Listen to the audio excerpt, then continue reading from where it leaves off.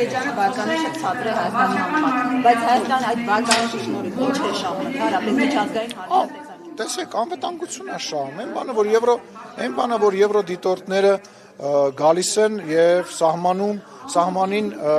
անցկացնում են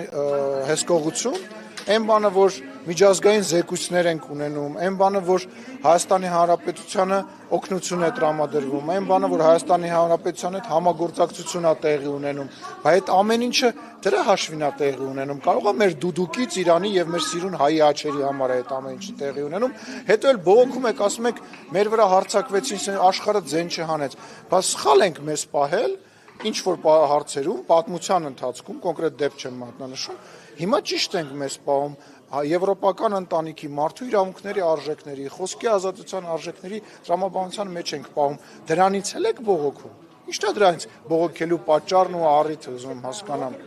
Բայց ինչն է։ Ասում ենք, որ եթե Ադրբեջանը ինչ-որ խախտումներ անում է, ասենք բանակցային գործընթացում, ինչու է Հայաստանը սրբորեն պահում բոլոր կանոնները։ Նախ եւ առաջ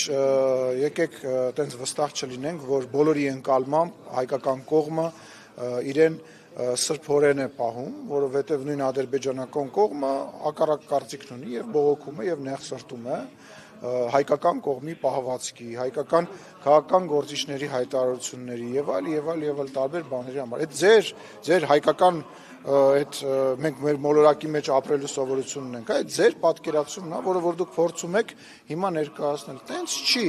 Երկրորդը, ինչի էս պետքա ձեր կոնկրետ վերած դեպքում վատ օրինակի հետ համեմատվեմ, այլ ոչ թե լավ օրինակի հետ համեմատվեմ։ Հիմա ասենք ուրիշ երկիր էլ հարձակվել է մի ուրիշ երկրի վրա, եկեք դրա հետ էլ համեմատենք։ Չի կարելի այդ տրամաբանությամբ շարժվել, սխալ բան եք ասում, կներեք, բայց սխալ բան եք ասում։